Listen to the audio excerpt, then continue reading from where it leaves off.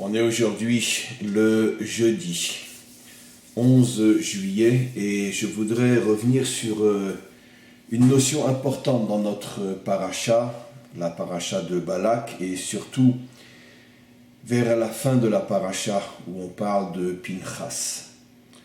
On sait que nos maîtres nous disent que Pinchas, on a consacré déjà un cours à son sujet cette semaine, mais je voudrais encore une fois revenir sur une nekouda, sur un point important. Nos maîtres nous disent que Pinchas va revenir, son âme va revenir plus tard dans l'histoire, dans le personnage d'Eliaou, le prophète Eliaou. Et plus encore, notre tradition rapporte que Eliaou lui-même reviendra juste avant la délivrance finale, et c'est lui qui viendra annoncer la délivrance finale. Alors bien évidemment, il s'agit d'enseignements de nos maîtres, et je n'ai plus besoin de vous dire, sauf pour ceux qui commenceraient à m'écouter à partir de ce cours, mais vous savez tous et toutes que les enseignements des maîtres d'Israël sont transmis sous forme de code, sous forme de métaphore, et qu'il ne faut jamais prendre les choses à la lettre. Il faut être capable d'ouvrir la porte, de rentrer à l'intérieur de ce qui se cache, des secrets, des messages qui sont, on pourrait dire, qui s'habillent à l'intérieur de ces métaphores, à l'intérieur de ces codes. Parce que quand nos maîtres nous disent que le prophète Eliaou va revenir lui-même pour annoncer la délivrance finale, d'abord c'est absolument évident qu'il ne va pas revenir physiquement et qu'il va se mettre à aller de maison en maison ou de ville en ville ou de pays en pays pour dire ça y est, préparez-vous, la délivrance arrive. Il n'y a aucun homme sérieux qui peut croire en des choses qui s'exprimerait de cette manière-là. Les choses sont beaucoup plus profondes, et comme j'ai souvent expliqué dans de nombreux cours, la notion de venir annoncer la délivrance finale, il ne faut absolument pas le comprendre tel quel, qu'il va se mettre encore une fois sur une montagne et qu'il va commencer à sonner du chauffard et qu'il va dire « préparez-vous, le Messie arrive ». Annoncer la délivrance signifie essentiellement préparer le monde à la venue du Mashiach, préparer le monde à mériter la délivrance. Ce n'est pas une annonce, encore une fois, comme à la radio, mais c'est une longue préparation. Et c'est la raison pour laquelle il ne s'agit pas d'Eliaou Hanavi lui-même qui revient pour annoncer la délivrance, mais il s'agit de tout un processus, une transformation, comme on va l'expliquer, quelque chose de nouveau qui va agir dans le monde et qui va préparer le monde à la délivrance finale. Alors, bien évidemment, la question qui se pose, c'est pourquoi Eliaou lui-même? Eliaou était un grand prophète, mais dans notre tradition, c'est loin d'être le plus grand de tous les prophètes. Même parmi ceux qui sont venus après Moshe.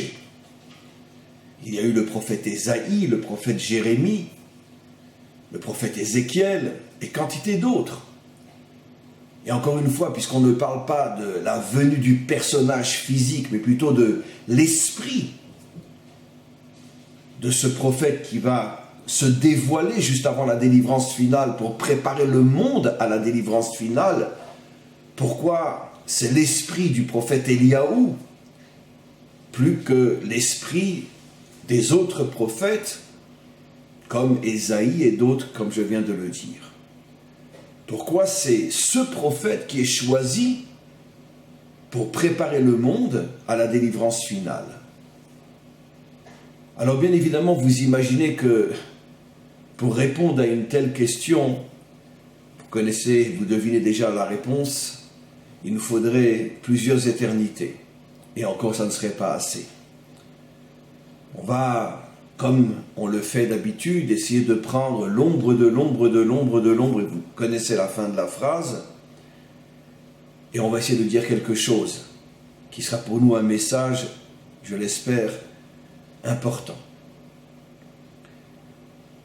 Il y avait, à l'époque des prophètes, et surtout à l'époque d'Éliaou, il y avait un culte idolâtre très mystérieux que très peu de maîtres, depuis des millénaires, sont arrivés véritablement à expliquer de quoi il s'agissait. Le culte du Baal, on le voit clairement dans la Bible. Les Juifs servaient le Baal. Baal, mot à mot, veut dire le maître. Baal, c'est un maître, un propriétaire aussi. En hébreu moderne, quelqu'un qui est propriétaire d'une maison, propriétaire d'un objet, il s'appelle Baal, Baalim, propriétaire, celui qui possède. Donc le mot Baal veut dire maître, veut dire celui qui possède, c'est plus ou moins la même notion. Et il y avait donc ce culte, celui dont on parle le plus dans la Bible, le culte du Baal. Et encore une fois, nos maîtres ont beaucoup de mal à transmettre. Je ne dis pas qu'ils n'ont pas compris de quoi il s'agit, qu'à Dieu ne plaise. Mais en tous les cas, ils ne nous l'ont pas vraiment expliqué. Cherchez ceux qui veulent et qui ont la possibilité de lire les commentaires, cherchez, et vous verrez que les commentaires sont très pauvres en révélations concernant le Baal. Et surtout à l'époque d'Éliaou Hanavi, cette idolâtrie faisait vraiment fureur, et au point que la Bible raconte cette histoire incroyable où il a rassemblé tous les serviteurs du Baal sur le mont Carmel. Ils étaient plus de 250, et eux ont construit un autel, et lui il a construit son autel, et ils avaient fait une sorte de deal entre eux, que chacun va invoquer son Dieu, et un feu descendra du ciel et allumera l'autel, et ça sera le signe comme quoi le vrai Dieu aura été invoqué. Alors eux, tous ensemble, se mettent à prier et à invoquer Baal toute la journée, et rien ne descend du ciel. Et Éliaou Hanavi, quelques minutes avant la fin de la journée, se met à implorer, à invoquer le Dieu, le vrai Dieu, Havaïe, Yudke Vavke, le nom qu'on ne prononce pas, et immédiatement un feu descend du ciel. Et donc toute l'assemblée, des milliers de personnes qui étaient là, qui croyaient tous dans le culte du Baal, se rendent compte que c'est Éliaou qui a raison. Et finalement, donc, ils se lèvent tous, et Éliaou leur ordonne de tuer les faux prophètes, les prophètes ou les serviteurs du Baal, et ils sont tous tués ce jour-là. Ça n'empêchera pas que le culte de Baal continuera encore, malheureusement, pendant longtemps, jusque pratiquement la destruction du premier temple. Alors, c'est quoi ce culte du Baal? C'est ce qui va nous permettre de comprendre justement la révolution que va opérer Éliaou, son esprit, grâce à des maîtres authentiques, parce que ce n'est pas Éliaou, encore une fois, en tant que tel, maintenant je le dis d'une manière plus clairement, juste avant la délivrance finale, se dévoileront dans notre peuple des maîtres authentiques qui enseigneront une Torah authentique qui permettra de préparer ceux qui comprendront, écouteront et intégreront cette Torah, les préparer à la délivrance finale. Alors, on a une allusion extraordinaire dans le Talmud qui nous révèle ce qu'est le culte du Baal. Dans plusieurs endroits dans le Talmud, un chant en Israël qui n'est abreuvé que par la pluie, qui est loin de toute autre source d'eau, un ruisseau, un fleuve, un lac, la mer, peu importe, qui est dans une région où la seule possibilité d'avoir de l'eau, c'est la pluie. Un chant pareil s'appelle, aussi incroyable que ce soit, puisque c'est dans le Talmud, donc des siècles et des siècles après le culte du Baal. À l'époque du Talmud, le culte du Baal n'existe plus. Mais enfin, il n'existe plus dans la forme, et comme on va le voir, il existe encore dans l'esprit jusqu'à aujourd'hui. Nos maîtres appellent ce genre de chant, qui ne peut donner des récoltes que grâce à l'eau du ciel, nos maîtres appellent ce genre de chant Zdeba'al, le chant du Baal, un chant du Baal. Alors évidemment, quel rapport? Comment oser donner à un chant le nom d'une idole? Il faut dire aussi que c'est un drôle de nom pour une idole, Baal, le maître. Mais pourquoi ce chant s'appelle Zdeba'al? Ici, nos maîtres révèlent le secret du culte du Baal. Et j'en ai déjà de nombreuses fois parlé. Et j'explique. En vérité, il y a deux manières de servir Dieu. La première est la plus fréquente et la plus répandue dans notre peuple comme dans tous les peuples. C'est finalement de construire une relation avec lui pour recevoir de lui. Donne-moi la santé, donne-moi la réussite matérielle, donne-moi la réussite dans mon couple, dans ma famille, dans l'éducation de mes enfants. Je ne parle pas uniquement de choses, on pourrait dire, pour le profit immédiat, comme donne-moi de l'argent, ou bien que même donne-moi de l'argent, donne-moi la réussite matérielle, il n'y a rien de négatif là-dedans. Après tout, si un homme sait utiliser son argent pour faire du bien, il n'y a rien de négatif. Donc, donne-moi une bonne réussite matérielle, donne-moi la santé, permets à mon couple d'être fort et solide, donne-moi une belle famille, aide-moi à réussir dans l'éducation de mes enfants. On peut même aller plus haut. Aide-moi à étudier, à comprendre ta Torah. Aide-moi à te servir.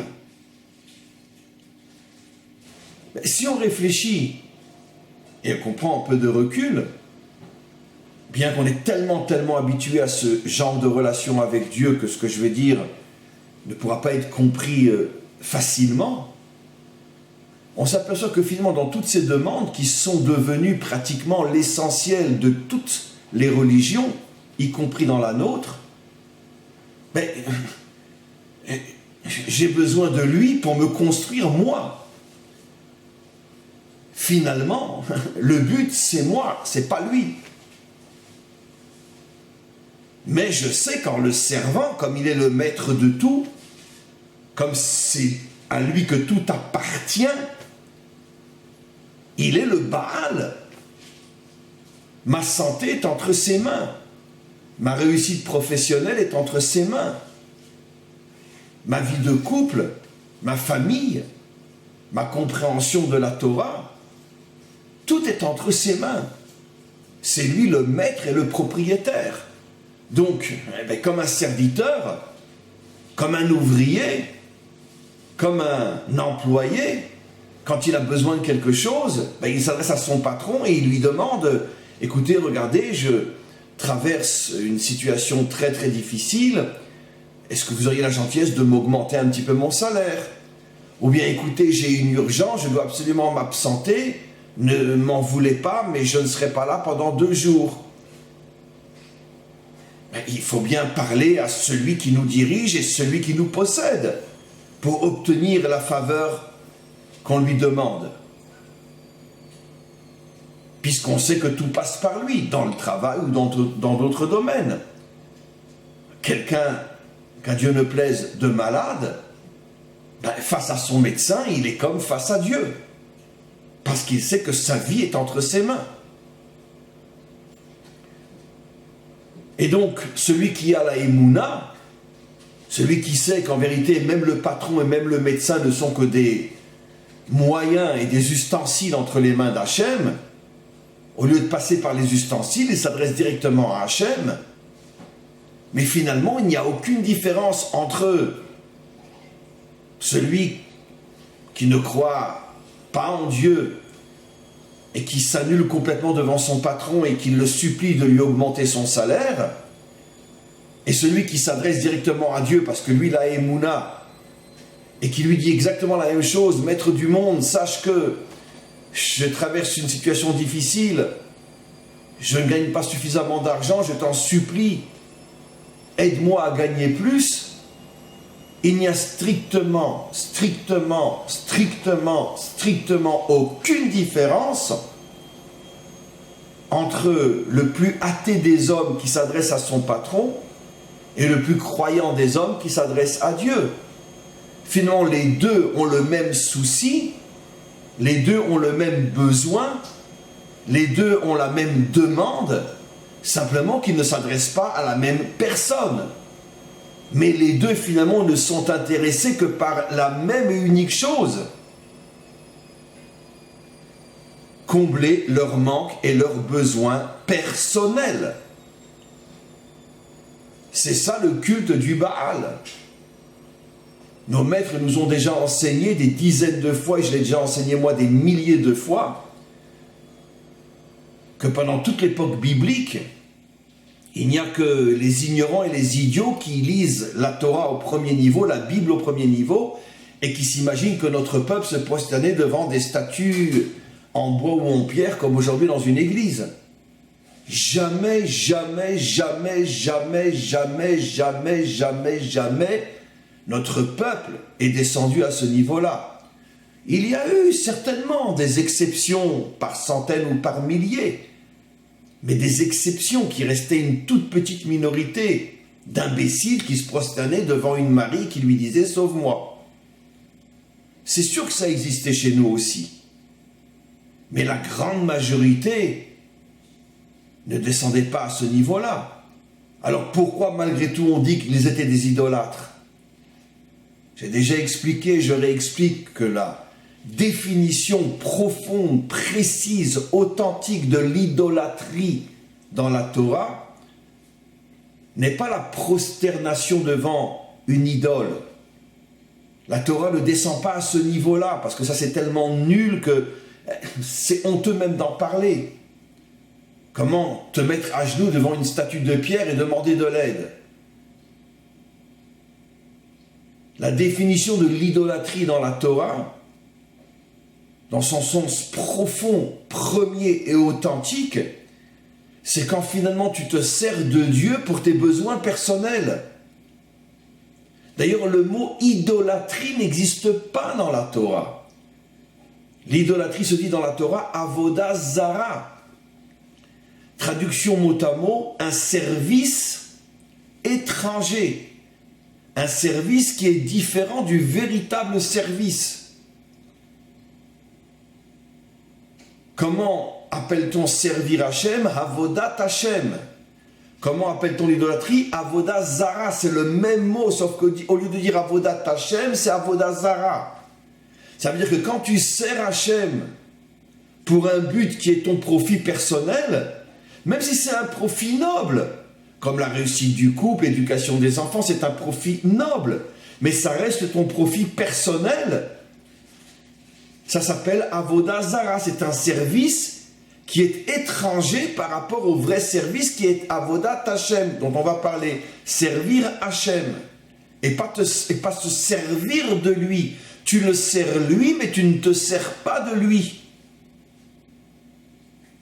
Toutes les religions sont fondées sur l'Avoda Zara. Dieu est celui qui va me sauver. Chez les chrétiens, c'est même tellement fort qu'on l'appelle le sauveur. Ça veut dire que c'est l'expression la plus extraordinaire de l'idolâtrie. Il n'est là que pour moi. Sauve-moi. Mais chez nous aussi, surtout après 2000 ans de vie à côté des chrétiens, comme je ne cesse de le dire, notre judaïsme est devenu un judéo-christianisme. Il est encore plus chrétien que juif.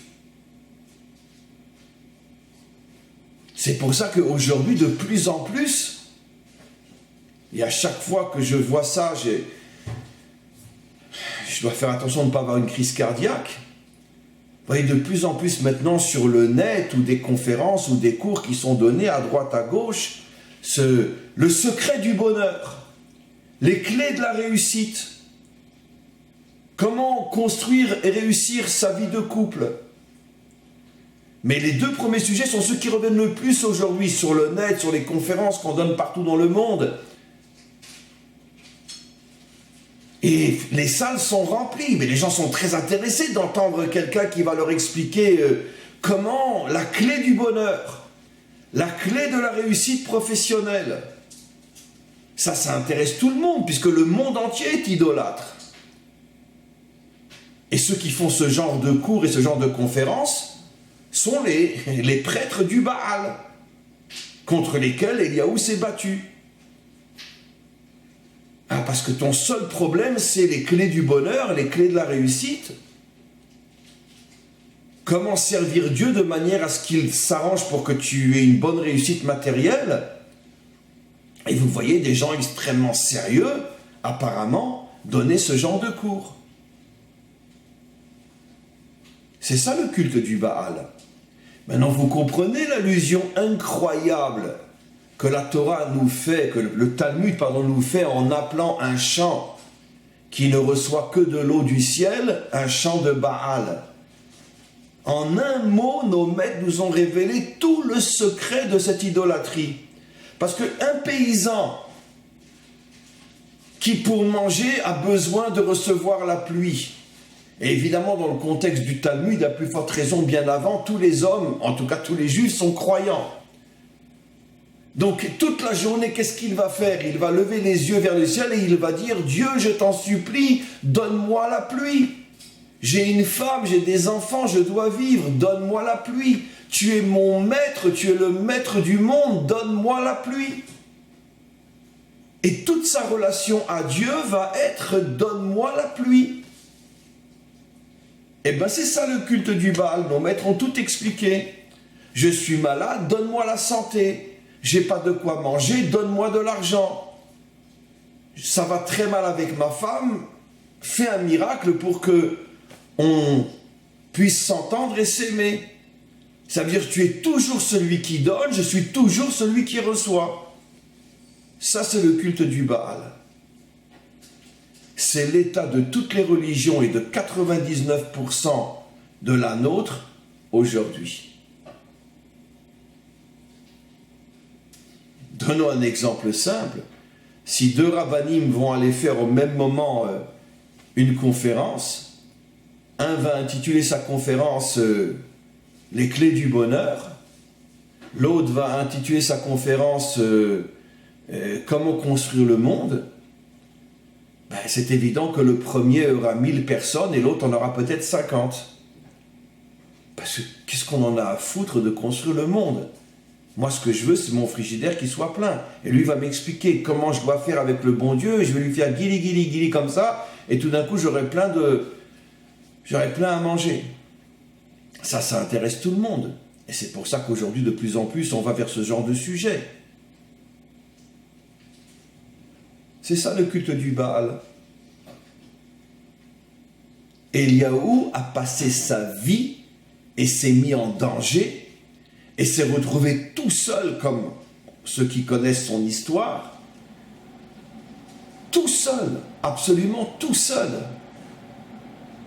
Il avait pratiquement tout Israël contre lui, parce qu'il a osé dénoncer le culte du Baal. Il a osé dire en français: arrêtez de prendre le bon Dieu pour une machine à sous. Vous êtes là pour le servir. C'est pas lui qui est là pour vous servir. Sa tête a été mise à prix. Il a dû s'enfuir même d'Israël, partir dans le désert. Il est arrivé dans le désert, il a supplié à Dieu. Dieu lui a dit: reprends mon âme, je ne peux plus supporter toutes ces souffrances, toute cette solitude. Tout le monde est contre moi, personne ne comprend que je veux les ramener à toi. Il a même demandé qu'Hachem lui reprenne son âme, tellement il souffrait de voir que personne ne comprenait l'évidence, qu'il s'était complètement perdu. Et déjà, il y a des millénaires, il n'y avait pratiquement plus de vrais juifs qui comprenaient ce que c'était vraiment la Torah.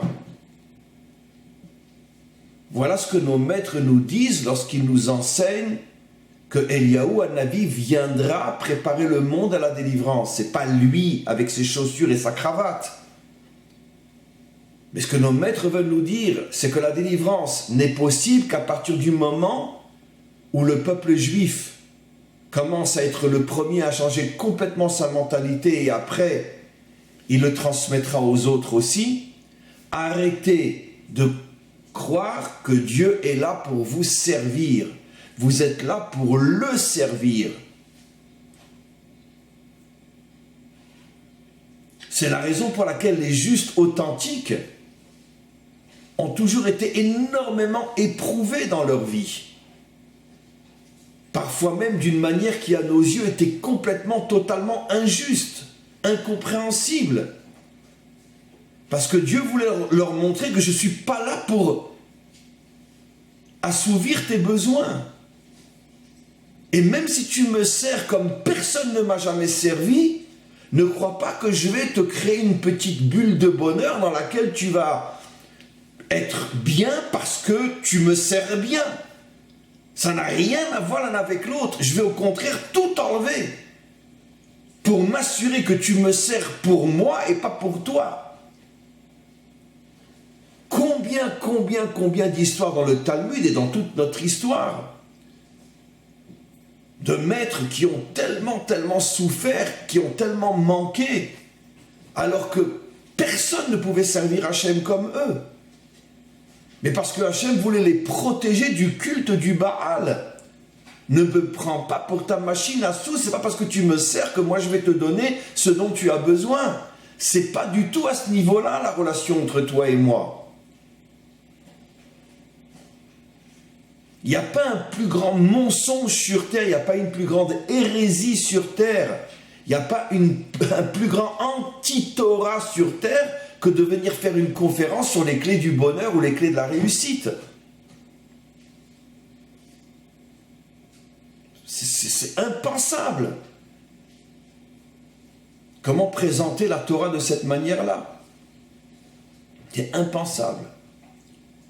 Eliyahu Hanavi va revenir avant la délivrance finale et va commencer à enseigner à tous ceux qui seront bien sûr une extrême minorité, mais de cette extrême minorité, comme une graine poussera peut-être l'arbre de la délivrance, il commencera à enseigner à cette minorité que nous ne sommes pas sur terre pour recevoir de Dieu. Nous sommes sur terre pour réaliser sa volonté. Et sa volonté repose sur deux principes fondamentaux. Tu donnes et tu n'espères pas recevoir en retour. Toi, l'homme, tu donnes et tu n'espères absolument pas recevoir en retour. Tu donnes d'une manière désintéressée. Tu reçois tant mieux, tu reçois pas tant mieux. C'est pas ton problème, tu ne fais pas de calcul avec le bon Dieu. Tu ne monnaies pas ton don. Tu donnes un point, c'est tout. S'il veut te rendre, il te rend. S'il ne veut pas te rendre, il ne te rend pas. Et deuxièmement, le but de tout ce que tu fais, c'est pas toi, ta femme, tes enfants, ta famille. Le but, c'est de construire le monde. D'agir pour que le monde soit meilleur. Même si toi, ça ne te rapporte rien. Parce que ça ne te demande que des sacrifices, que des critiques, que des insultes, que des humiliations. Mais c'est ton travail. Tu n'es pas là pour recevoir. Quand l'esprit d'Eliyahu Hanavi va se répandre dans ce monde et va toucher 1, 2, 3, 10, 20, 100, 1000 personnes, le maître du monde regardera ce travail et dira, voilà, j'ai ma graine. Et à partir de cette graine-là, va pousser la délivrance. J'espère, Bezrat Hashem, qu'on a bien compris ce message, qu'on prenne sur soi de servir Hashem d'une manière qui est complètement désintéressée, sans aucun calcul, sans aucun espoir de retour. Nous ne sommes pas là pour qu'il nous serve. Nous sommes là pour le servir. Amen. Vechen Yehei Ratzon.